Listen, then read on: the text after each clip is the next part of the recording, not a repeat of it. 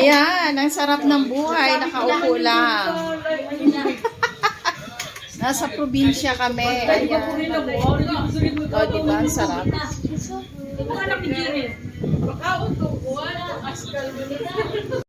Amin dito, nakaupo lang sa tabi-tabi. Ayan. Nagtatrabaho po ang aming boss. Pero kami, upo-upo lang. O, ayan. Si Corina, yan. O, diba? Ang sarap ng buhay dito sa probinsya. O, diba? Ang sarap ng hangin. Walang signal. O, walang signal. Ayan. Walang signal po. Ang sarap ng hangin, guys. O, ang sarap.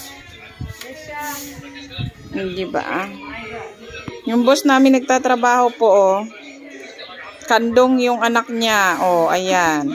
Habang nagsi-cellphone. So, sarap na.